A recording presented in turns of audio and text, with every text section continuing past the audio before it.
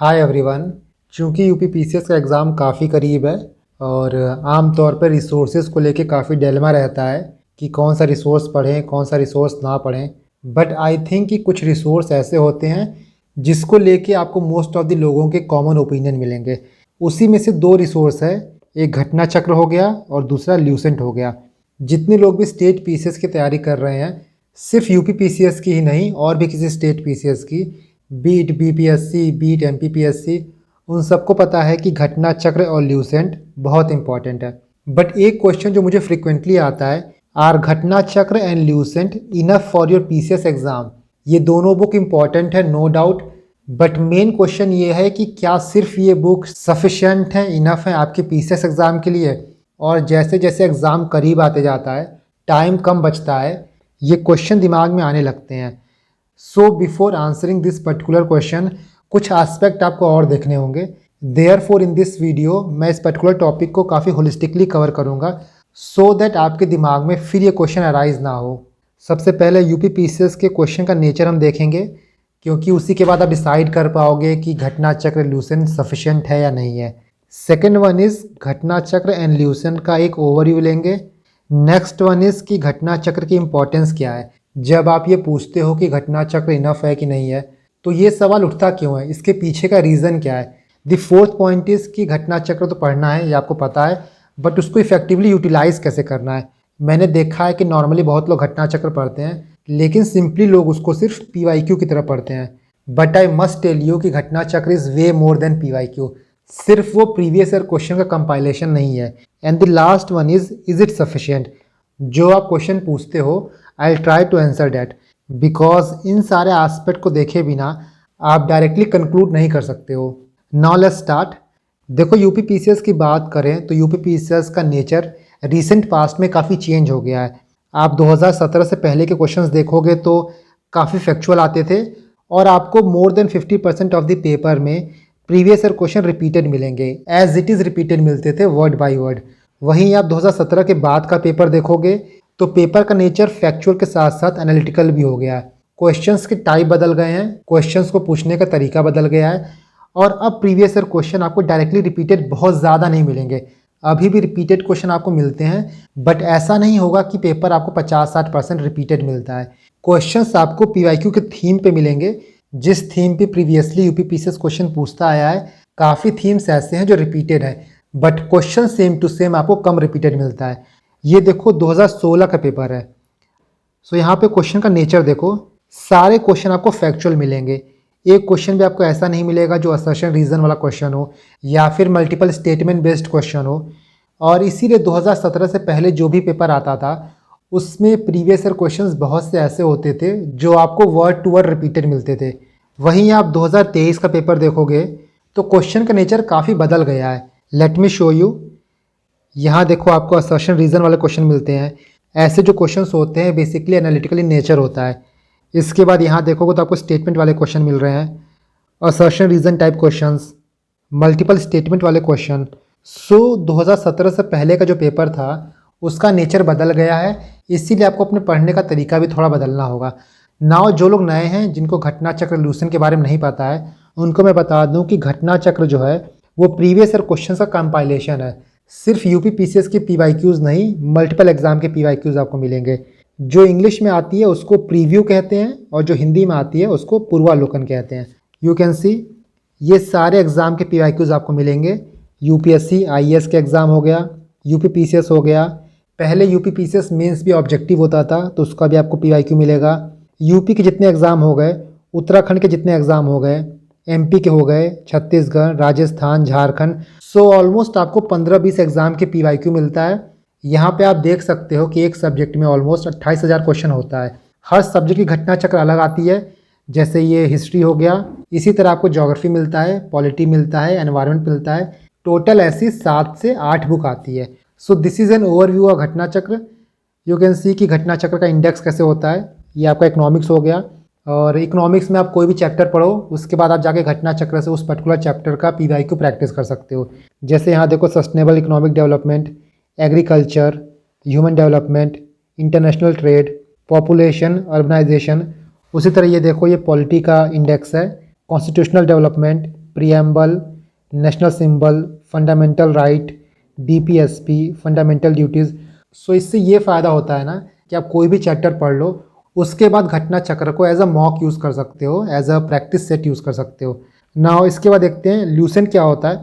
देखो ल्यूसेंट जो है प्योरली फैक्चुअल बुक है, और ल्यूसेंट की खासियत ये है एज यू कैन सी कि ये गागर में सागर है। मतलब कम पेजेस में आपको बहुत सी इन्फॉर्मेशन मिल जाती है, और जो इन्फॉर्मेशन आपको कहीं और नहीं मिलती है, किसी और बुक में नहीं मिलती है, वो मोस्ट प्रोबेबली आपको ल्यूसेंट में मिल जाएगा। आप डिफरेंट बुक्स पढ़ते हो, फॉर एग्जांपल आप स्पेक्ट्रम पढ़ रहे हो, आप पॉलिटी पढ़ रहे हो, उसमें जो फैक्चुअल इन्फॉर्मेशन होती है वो अलग अलग पेजेस में दिया होता है, बट ल्यूसेंट में वही फैक्चुअल इन्फॉर्मेशन आपको 2-3 पेजेस में दिया होता है। सो लास्ट मोमेंट पे रिवीजन के लिए काफ़ी हेल्पफुल रहता है। इंग्लिश और हिंदी दोनों में आती है, बट जो इसका हिंदी का पब्लिकेशन होता है वो ज़्यादा एक्यूरेट है, ज़्यादा अपडेटेड है एज़ कम्पेयर टू इस पब्लिकेशन। सो अगर आप हिंदी में कंफर्टेबल हो देन आई वुड सजेस्ट कि आप हिंदी की तरफ जाओ, ना कि इंग्लिश की तरफ। ल्यूसेंट का आप इंडेक्स देख सकते हो। देखो ल्यूसेंट में ना मैं सजेस्ट करूँगा कि पूरा ल्यूसेंट पढ़ने की ज़रूरत नहीं है, बट कुछ चीज़ों के लिए जो हार्डकोर जीके होता है उसके लिए आप ल्यूसेंट रेफ़र कर सकते हो।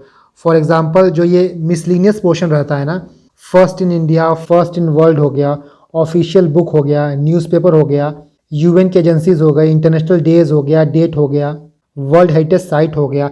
सो जो ये ट्रिवियल जीके वाला पोर्शन है उसको आप ल्यूसेंट से कवर कर सकते हो। टिल नाउ हमने देख लिया कि यूपीपीसीएस के क्वेश्चन का नेचर कैसे बदल रहा है, and the second thing is कि घटना चक्र क्या है, ल्यूसेंट क्या है। नाउ लेट अस सी कि घटना चक्र इंपॉर्टेंट क्यों है। सबसे बड़ा रीज़न ये है कि it is a compilation of PYQs, और सिर्फ यूपीपीसीएस का पीवाईक्यू नहीं, मल्टीपल एग्जाम का पीवाईक्यू। क्योंकि रिसेंट पास्ट में जितने भी यूपीपीसीएस से क्वेश्चन आ रहे हैं, ऐसा नहीं है कि वो सिर्फ यूपीपीसीएस का पीवाईक्यू देखने से हो जाता। अगर आपने मल्टीपल एग्जाम के पीवाईक्यूज़ को देखा है, एनालाइज किया है, उसकी डिस्क्रिप्शन को पढ़ा है, उसको समझा है, तो बहुत आराम से आप बहुत से क्वेश्चन सॉल्व कर लोगे। Late me show you.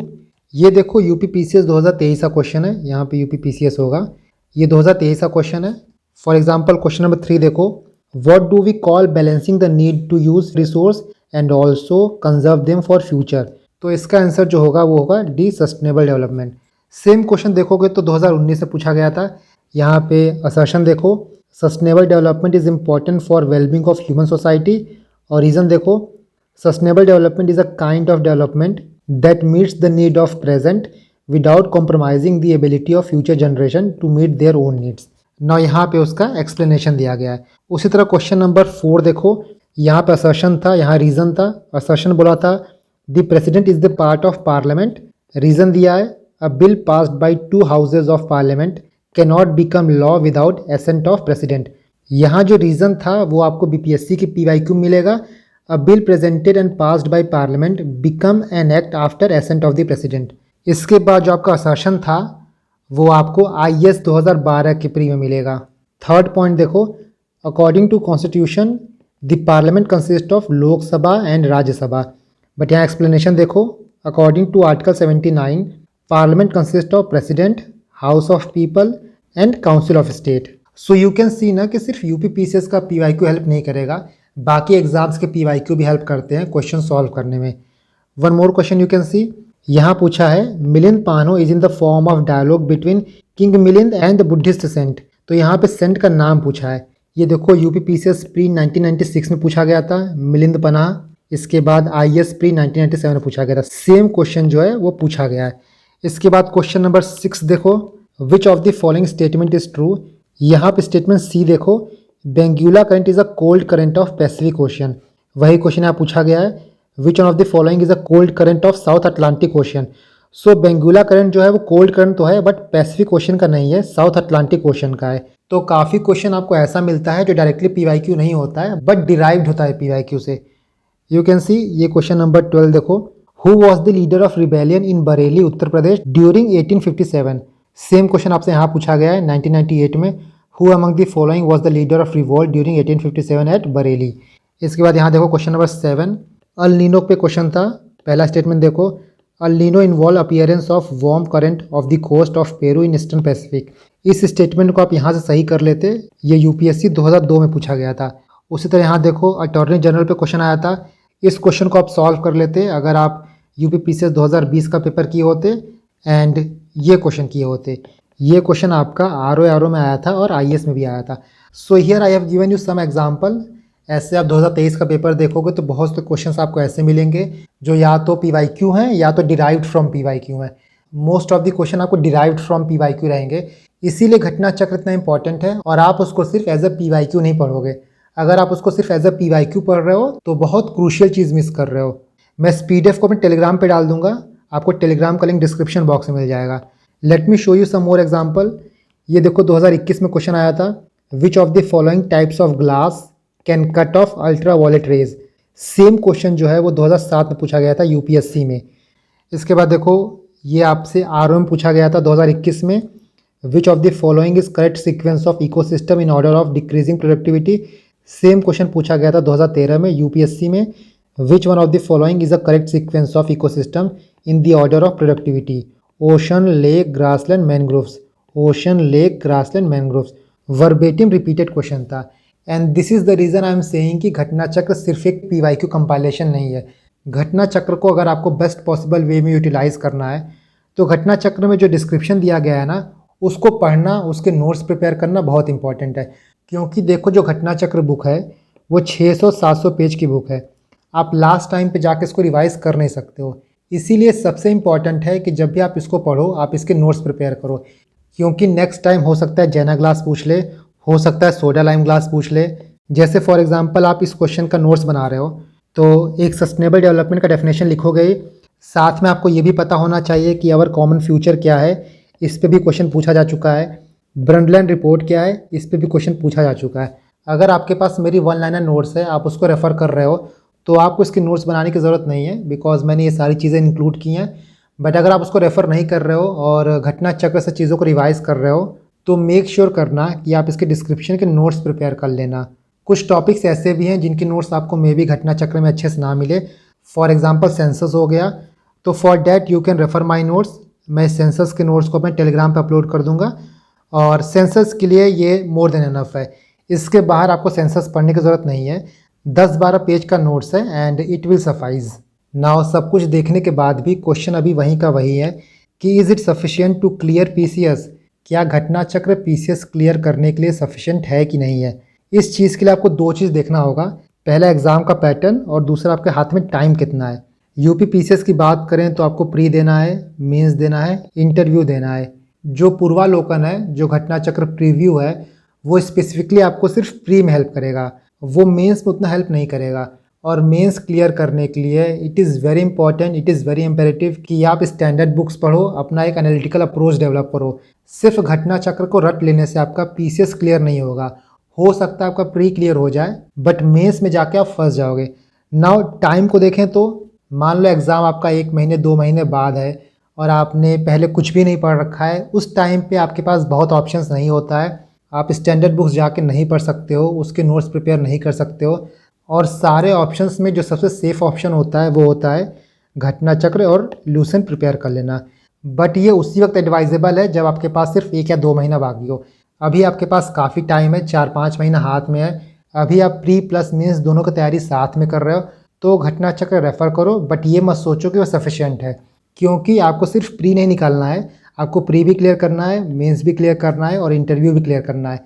In short आपको एग्ज़ाम क्लियर करना है और उसके लिए आपको कुछ स्टैंडर्ड बुक्स रेफ़र करना होगा। So the answer of your question is कि घटना चक्र नेसेसरी है बट सफिशिएंट नहीं है।